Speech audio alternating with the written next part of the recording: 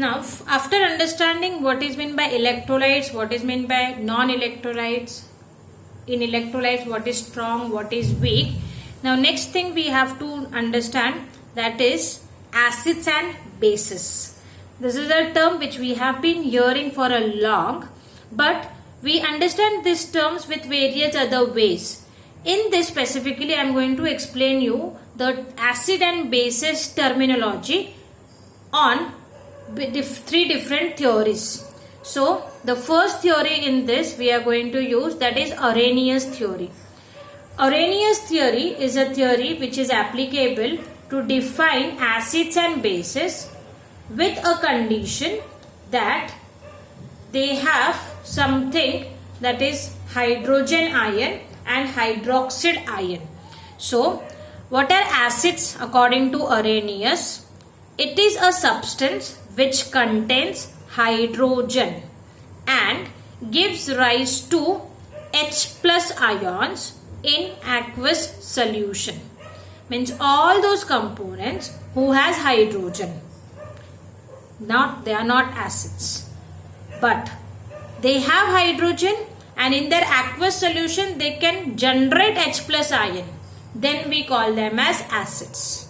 Means I cannot say that all hydrocarbons are acids. All hydrocarbons have hydrogen, but they do not generate H plus. Then they are not called as hydrocarbons. Okay, so those who can generate H plus in their aqueous solution are known as acids. For example, hydrochloric acid. In its aqueous solution, it will generate H plus ion plus Cl minus ion. Another example, acetic acid. In its aqueous solution, it will generate acetate ion and H plus ion. Again, make sure about the arrows. HCl, as it is a strong electrolyte, I have shown irreversible arrow. And acetic acid, as the weak electrolyte, I have shown reversible arrow. This is the definition of acids. What about base? Base is a substance which contains OH group, that is called hydroxyl group, and gives rise to OH minus ions in its aqueous solution. OH minus ions are called as hydroxide ions. So the condition is that they should give hydroxide ions. Then we call them as bases according to the definition of Arrhenius. So example, NaOH in its aqueous solution will give me Na plus plus OH minus. NH4OH, that is ammonium hydroxide, in its aqueous solution will give me ammonium ion and hydroxide ion. So they both can be called as Arrhenius base. Again, NaOH, as it's a strong electrolyte, I have shown irreversible arrow, and NH4OH is a weak electrolyte, so I have shown reversible arrows. So that is acids and bases. Now, there is a limitation to Arrhenius acids and bases definition. Reason, there are many compounds who does not give OH minus ions, but still we call them as bases. So that is a limitation which I have mentioned here in the form of note.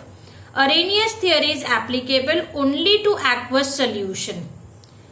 It does not account for the basicity of ammonia and sodium carbonate, which do not have OH group, and as they do not have a OH group in its aqueous solution, they will not generate hydroxide ions.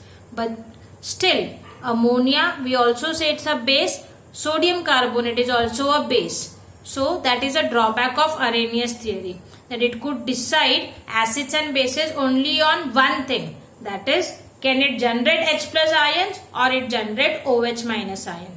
Beyond that, the compounds who shows us the behavior in absence of H plus or OH minus ion groups could not be explained by Arrhenius. So we will see a next concept who is trying to overcome the limitation of Arrhenius acid.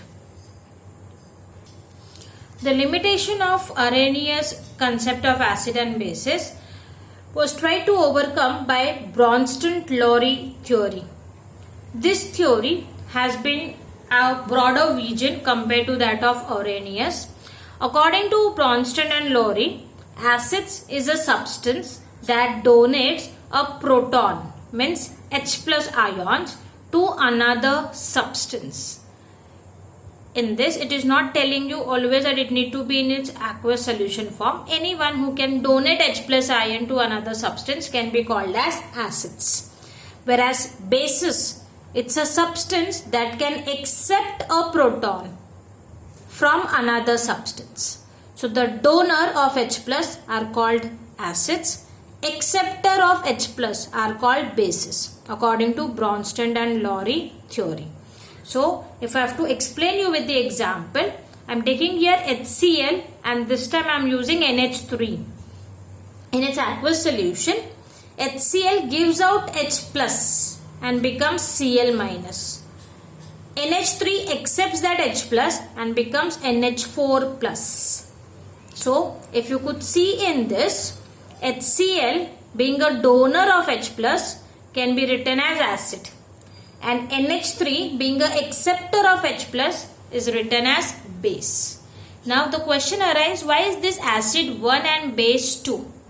Because this acid is forming a pair with the base of right hand part, that is Cl minus. Because if Cl minus get an opportunity, it will gain H plus and behaves as a base.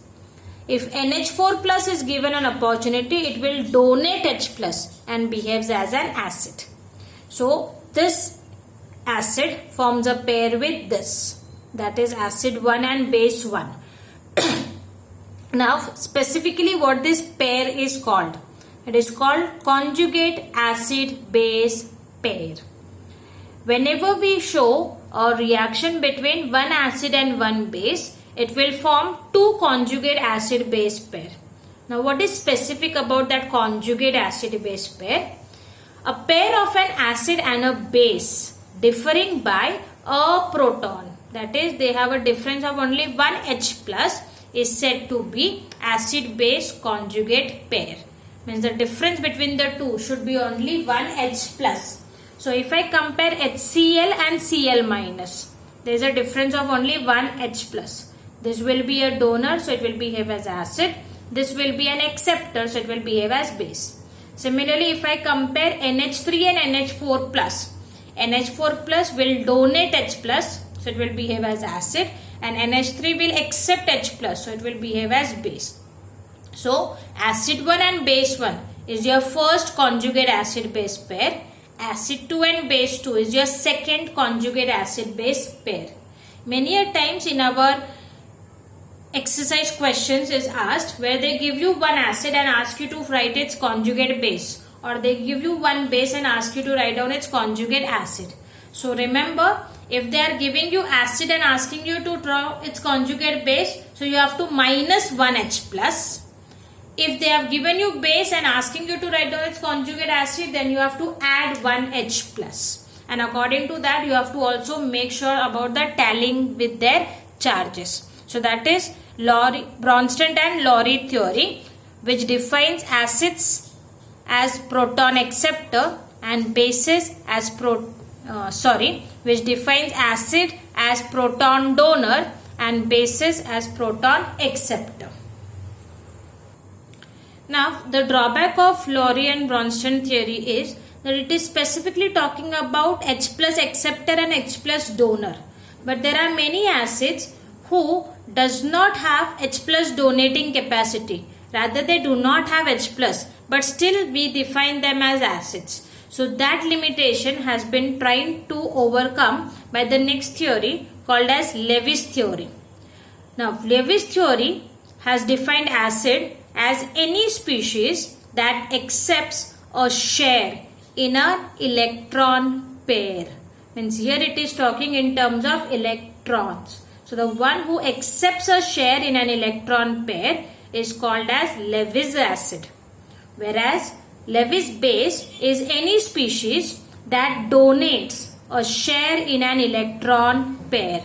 Means electron donor can be called as Lewis base. So here Lewis has basically talked with respect to their electron donating or electron accepting capacity.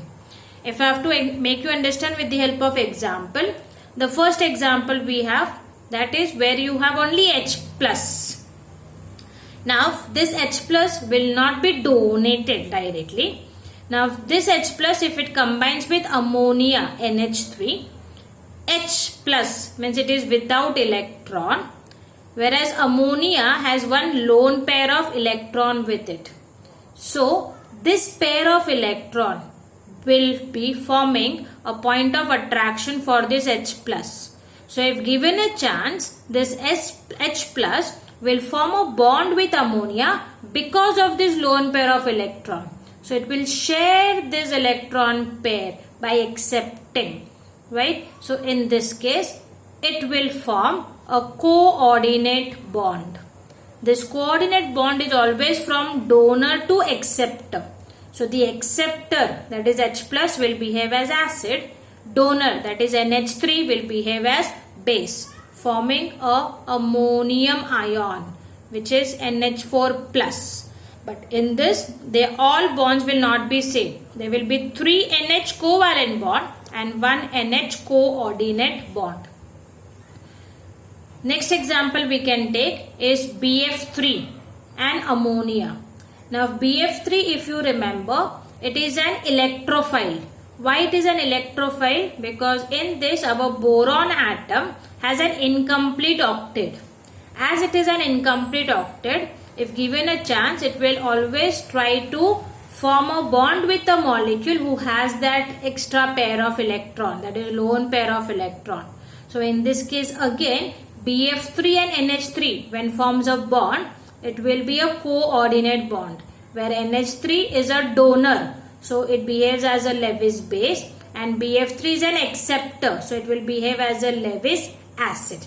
So this is the concept of Lewis theory, which has defined acids and bases depending upon what is their role towards an electron pair. If they accept, then we call them as Lewis acid, and if they donate, we call them as Lewis base. So these are the 3 basic definition or theories of acids and bases. Always remember, when they ask you to define acids and bases, they will always ask you with respect to the theory. So please make sure which theory are they asking you. Do not get confused between the 2 theories. If they are asking you Arrhenius, you cannot write down with respect to electrons. If you are asking you Lewis, you cannot talk with respect to OH minus ions. So the 3 different theories are defining acids and bases on 3 different concepts. So make sure that you know the definitions properly, and you could categorize the molecules as acids and bases depending upon these 3 theories. The next concept we have to see, that is amphoteric nature of water. Why water is said to be having amphoteric nature? Reason: water has an ability to act as an acid as well as a base. Such a behavior is known as amphoteric nature of water. Means depending upon what it combines, it can show the dual nature. If it combines with a base, it can work as acid. If it combines with an acid, it can work as base. And that is why we call it as amphoteric, the dual role, acid as well as base.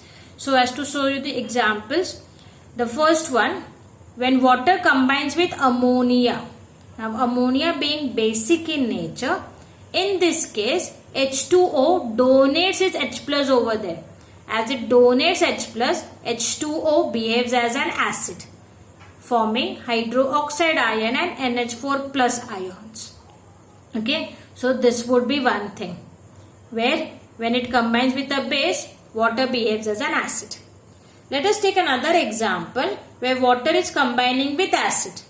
Now in this, HCl will donate H plus and water will accept that H plus and become H3O plus. So here it will behave as a base. Depending upon what it combines, it can either donate H plus or it can either accept H plus. Okay, so the donor of H plus is acid, acceptor of H plus is base. So in this you could see it can show both the roles, and that is why we say that water shows us amphoteric nature. Now in this given reaction I can also show you two conjugate acid base pair. First, if I say water as my acid 1, then its base 1 will be OH minus ion. Compare the two, there is a difference of only 1 H plus ion. Ammonia, if I say as base 1, then ammonium will be my acid 2. Sorry, base 2 and acid 2. If I compare the two, again there is a difference of 1 H plus. So A1 B1 is my first conjugate acid base pair, and B2 A2 is my second conjugate acid base pair. Similarly in this case, if I write down H2O as B1, then H3O plus will be my A1, that is first conjugate acid base pair. If I write down HCl as A2, then Cl minus will be my B2, that is your second conjugate acid base pair. So I hope with this you have understood the terms which we have done till now. Sorry. The first thing we have done, that is basically what is meant by ionic equilibrium. Then we did what is electrolytes, non-electrolytes, strong electrolytes, weak electrolytes, and we saw a major important concept, 3 different theories so as to define acids and bases. And the last part we did for this class, that was amphoteric nature of water. Thank you.